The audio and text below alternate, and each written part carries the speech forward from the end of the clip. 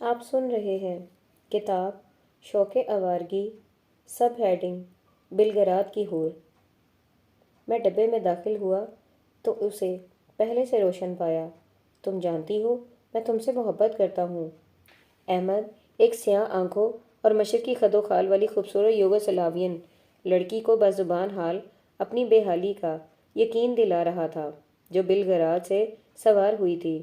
گو میں نے یہ مکالمہ نہیں سنا، مگر مجھے یقین تھا کہ وہ اس سے یہی کچھ کہہ رہا تھا، کیونکہ وہ جس خضوع و خشوع کے ساتھ لڑکی سے محو کلام تھا اور جس وارفتگی کے عالم میں اسے دیکھے جا رہا تھا، اس کے پیش نظر یہ گمان اتنا باطل نہیں تھا۔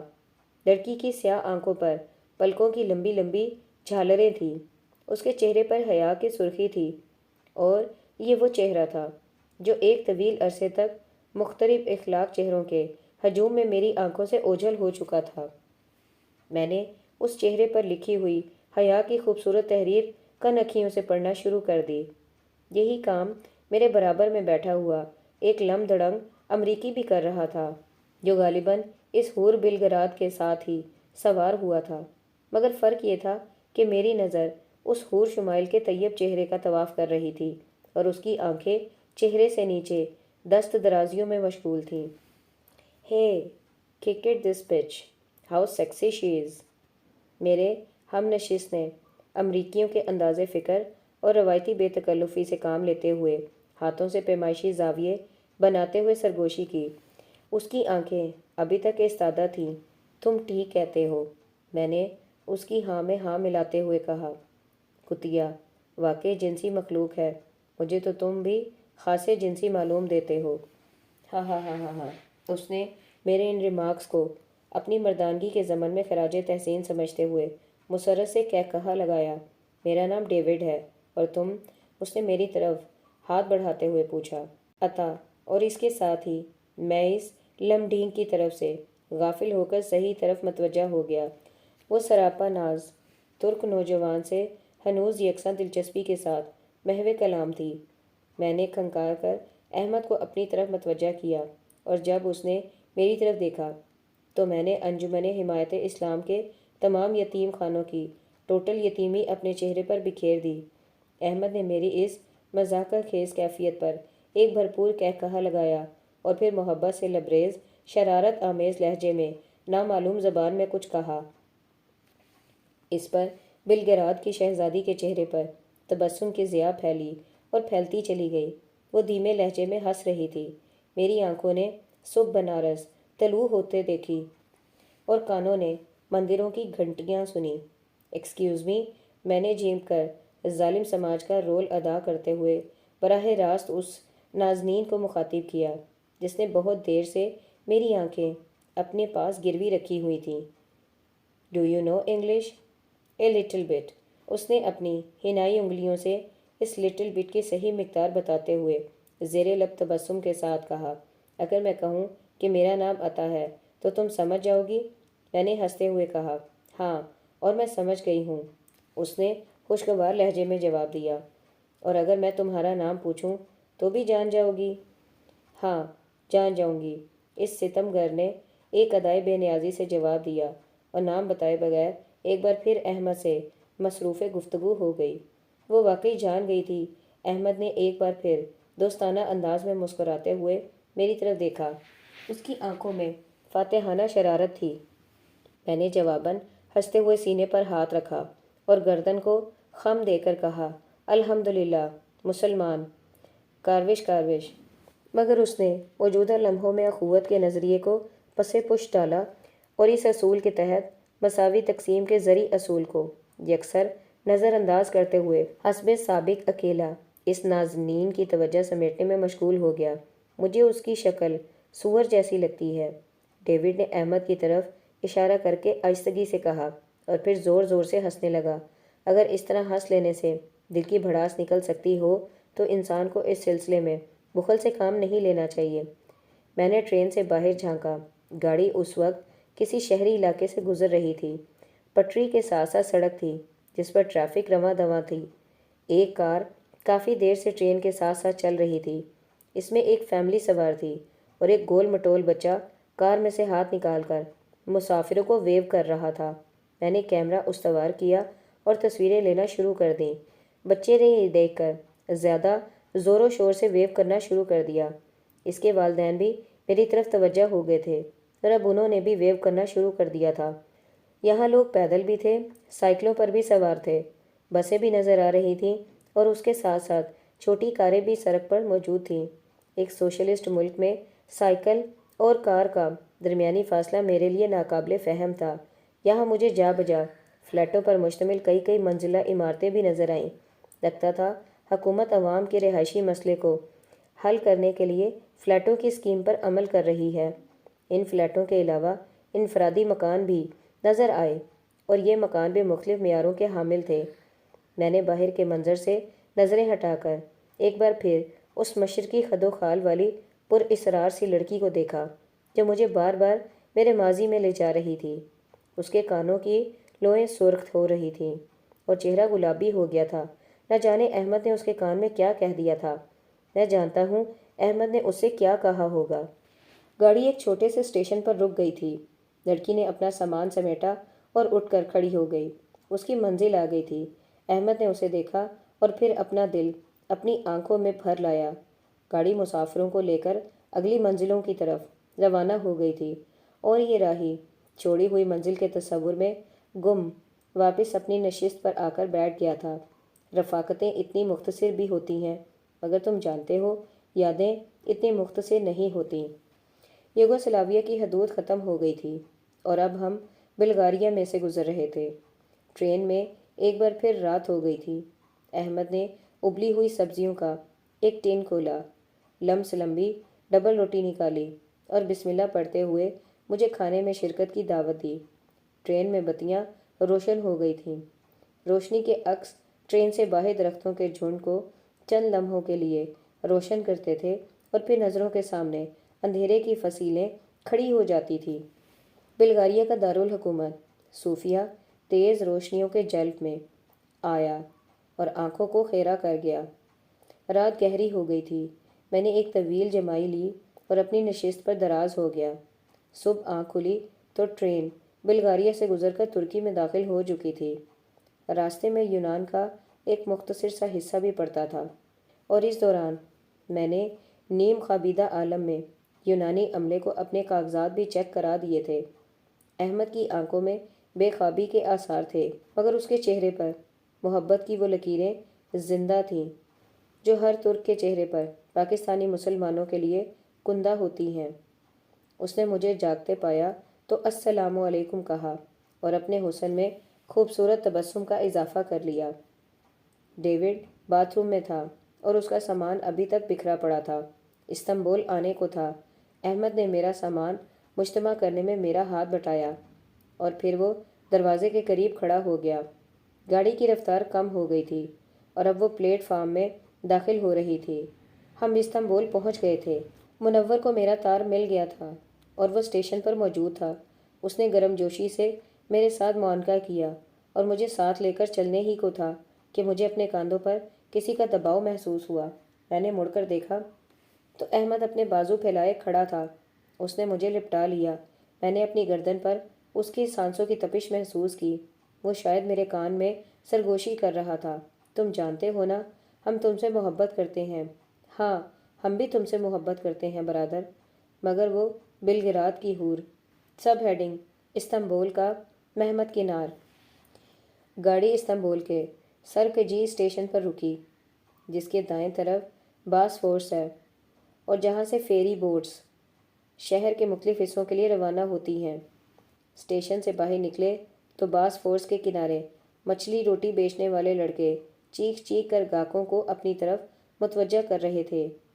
بالک ایکمک بالریا، بالک ایکمک بالریا، روٹی اور مچھلی 1 لیرے میں، روٹی اور مچھلی 1 لیرے میں۔ اس کے ساتھ باسفورس میں چلنے والی بوٹس کی وقفے بعد بھوں بھوں کرتی مخصوص وسل کانوں میں پڑتی تھی۔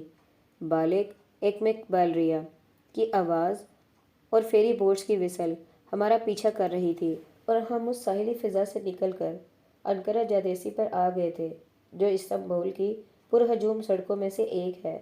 کہاں چلا جائے؟ میں نے سڑک پر رواں دواں بوسیدہ کپڑوں پہ ملبوس خوبصورت ترکوں پر ایک نظر ڈالتے ہوئے کہا۔ وہ سب مغربی لباس پہنے ہوئے تھے، بازوں کے سروں پر فیلٹ بھی نظر آ رہی تھی۔ گل خانہ چنار چلتے ہیں، اس ہوٹل کا مالک عرفان ہے، میرا دوست ہے۔ یہ ہوٹل خاصا قریب بھی ہے، ہم پیدل بھی جا سکتے ہیں، منور نے کہا۔ وہ یہاں اسکالرشپ پر آیا تھا۔ اس نے اورینٹل کالج پنجاب یونیورسٹی سے ترکی زبان میں ڈپلومہ کورس کیا تھا اور اب استنبول یونیورسٹی سے ترکی زبان کی اعلیٰ ڈگری ہتھیانے کے چکر میں تھا۔ منور ایک عجیب و غریب کردار تھا۔ قدرت نے اسے ذہانت اور حماقت کی دولت سے بیک وقت بہرہ ور کیا تھا۔ اس کے دوستوں میں خدام اور حکام دونوں شامل تھے کہ وہ اپنی خوش خلقی، اخلاص اور زندہ دلی کی بدولت منٹوں میں بے تکلف ہو جاتا تھا۔ وہ کنجوس نہیں تھا، مگر اپنی چادر دے کر پاؤں پھیلانے کے اصول کا قائل تھا۔ ہم دونوں ایک ہی سیشن کے دوران اورینٹل کالج میں زیر تعلیم تھے۔ اس نے وہاں اپنی لیٹری کا سکہ جمایا ہوا تھا اور میں مسائل تصوف میں الجھا ہوا تھا۔ یہاں منور پیئنگ گیسٹ کے طور پر ایک ایرانی گھرانے میں مقیم تھا، سو ظاہر ہے یہ پناہ گزین کسی اور مہمان کو پناہ دینے کی پوزیشن میں نہیں تھا۔ ٹھیک ہے، میں نے چٹکی بجا کر گل خانہ چنار والی تجویز پر ساتھ کیا اور ایک اٹیچی کیس منور کو تھما کر قدم آگے بڑھا دیے۔ انکرا جدیسی پر کھوے سے کھو اچھل رہا ہے کہ اس سڑک پر ہول سیل کی دکانیں اور تجارتی دفاتر واقع ہیں۔ نیز اردو بازار قسم کی ایک مارکیٹ بھی یہیں واقع ہے، جہاں کتابیں، کاپیاں اور دیگر اسٹیشنری بازار سے ارزاں نرخوں پر دستیاب ہوتی ہیں۔ علاوہ ازیں تمام اخباروں کے مرکزی دفاتر بھی اسی سڑک پر ہیں۔ ولایت یعنی گورنر کا سیکریٹریٹ بھی یہی ہے۔ ان دنوں وفا پوئراز یعنی وفا شبنم یہاں کے گورنر ہیں کہ ترکی میں وفا وفا کو اور پوئراز شبنم کو کہتے ہیں۔ اس سڑک پر ڈین ٹائپ چھوٹے چھوٹے ہوٹل بھی ہیں جہاں مفلوک الحال سیاح آ کر ٹھہرتے ہیں۔ وہ سامنے والی دکان دیکھ رہے ہو، گھنگریالے بالوں والا خوبرو دراز قد منور جو اپنی نظر کی اینک کی وجہ سے خام خواہ سنجیدہ سنجیدہ سا لگتا ہے، چلتے چلتے فیس بیلٹس کی ایک دکان کی طرف اشارہ کرتے ہوئے کہتا ہے، یہ حاجی سلیمان کشچولو اوگلو کی دکان ہے۔ شہر میں ان کا بہت وسیع کاروبار ہے۔ گزشتہ برس میں نے استنبول ہی میں تمہیں جس روانی سے ترکی بولتے دیکھا تھا، اس سے تم بھی کوئی اوگلو قسم کی چیز لگتے تھے، میں ہنستے ہوئے کہتا ہوں، اور اس عرصہ میں تمہیں ترکی پر مزید کمانڈ حاصل ہو چکی ہے، سو اب تک تم پورے کشچولو اوگلو بن چکے ہو۔ اچھا بکواس بند کرو، منور ہنستا ہے۔ حاجی سلیمان اوگلو یہاں کی بہت محترم شخصیت ہیں۔ اتا ترک کے عہد میں جب عربی پر پابندی لگی تو انہوں نے اپنے ہاں خفیہ طور پر عربی کی تعلیم کا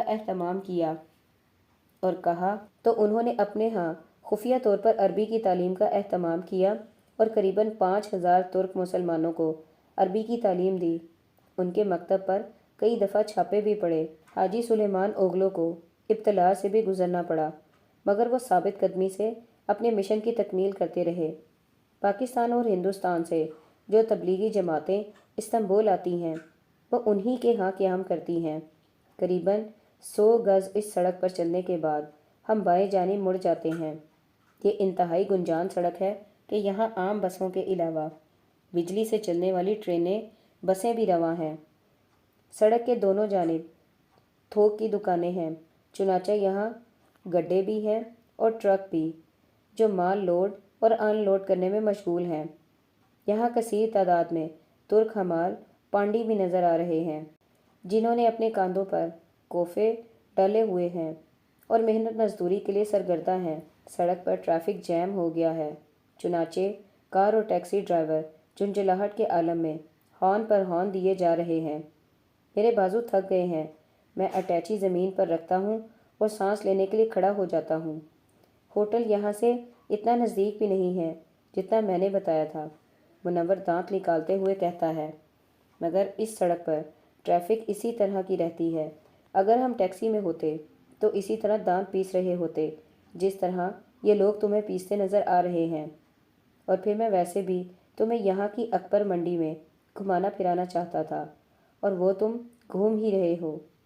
دریں اثنا میری نظر سامنے کی جانب اٹھتی ہے تو ایک گوار چٹا دبلا پتلا میانہ قد نوجوان ارد گرد کے ٹریفک سے بے نیاز سڑک کے بیچوں بیچ زگ زیگ چال چلتا دکھائی دیتا ہے۔ اس کے قدم لڑکھڑا رہے ہیں اور آنکھیں نشے سے بوجھل ہیں۔ اس لکڑ کو دیکھو، منور اپنی مخصوص وکیبلری استعمال کرتے ہوئے کہتا ہے۔ یہ درزی ہے، اس کا نام محمد کنار ہے، میرا دوست ہے، بہت شریف آدمی ہے مگر نشے میں عجیب و غریب حرکتیں کرتا ہے، میں تمہیں اس سے ملاتا ہوں۔ اور پھر وہ اسے آواز دیتا ہے، محمد کنار، محمد کنار۔ محمد کنار اس آواز پر اپنی نیم دہ آنکھیں پوری طرح کھولنے کی کوشش کرتا ہے اور منور کو سامنے پا کر الٹے سیدھے قدم اٹھاتا ہوا اس کی جانب بڑھتا ہے۔ قریب پہنچ کر وہ منور سے بغل گیر ہو جاتا ہے اور ترکوں کے روایتی انداز میں اس کے گالوں کا بوسہ لیتا ہے، مگر جب یہ معاملہ ایک بوسے تک محدود نہیں رہتا بلکہ تابڑ توڑ بوسوں کی شکل اختیار کرنے لگتا ہے تو منور ہنستے ہوئے اس لکڑ کو نرمی سے پرے کر دیتا ہے۔ اس سے ملو، یہ میرا دوست ہے، پاکستانی ہے۔ منور رومال سے اپنے گالوں کو صاف کرتے ہوئے میرا تعارف کراتا ہے۔ وہ ایک نظر مجھ پر ڈالتا ہے اور زمین پر اپنے پاؤں مضبوطی سے جمانے کی کوشش کرتے ہوئے پوچھتا ہے، مسلمان؟ میں نشے میں دھت محمد کنار کے اس سوال پر بمشکل اپنی ہنسی روکتے ہوئے اثبات میں سر ہلاتا ہوں، جس پر وہ نفی میں سر ہلاتا ہے اور ترکی میں منور سے کچھ کہتا ہے۔ جانتے ہو یہ کیا کہہ رہا ہے؟ منور موصلہ دار ہنسی ہنستے ہوئے مجھے بتاتا ہے، یہ کہتا ہے تمہارا دوست جھوٹ بول رہا ہے، اس کے لمبے لمبے بال ہیں، اس نے ہپیوں جیسا لباس پہنا ہوا ہے، یہ مسلمان نہیں ہے، ایک مسلمان ایسا نہیں ہو سکتا۔ میرے چہرے پر ایک طویل مسکراہٹ پھیل جاتی ہے اور میں محمد کنار سے کچھ چھیڑ چھاڑ پر مائل ہوتا ہوں، مگر اب وہ میری طرف متوجہ نہیں ہے۔ اس نے برابر سے گزرتے ہوئے ایک ہمال کے کاندھوں پر ہاتھ رکھا اور جلتی بجھتی آنکھوں کے ساتھ اس سے گفتگو میں مصروف ہو گیا۔ اب یہ اپنے گھر جانا چاہتا ہے۔ منور ایک بار پھر بری طرح ہنستے ہوئے مجھے بتاتا ہے، اگر وہ گھر جانا چاہتا ہے تو اس میں ہنسنے کی کیا بات ہے؟ میں پوچھتا ہوں، کوئی ایسی بات نہیں، منور اسی طرح ہنستے ہوئے کہتا ہے، سوائے اس کے کہ وہ ہمال کے کاندھوں میں لٹکے ہوئے کوفے میں بیٹھ کر گھر جانے کی ضد کر رہا ہے۔ ہمال اسے سمجھا رہا ہے کہ اس صورت میں لوگ اس پر ہنسیں گے، مگر وہ کہتا ہے تمہیں اس سے کیا؟ لوگ مجھ پر ہنسیں گے، مجھے لوگوں کی کیا پرواہ؟ اپنے پیسے لو اور مجھے کوفے میں بٹھا کر گھر چھوڑاؤ، گھر یہ سامنے ہی تو ہے۔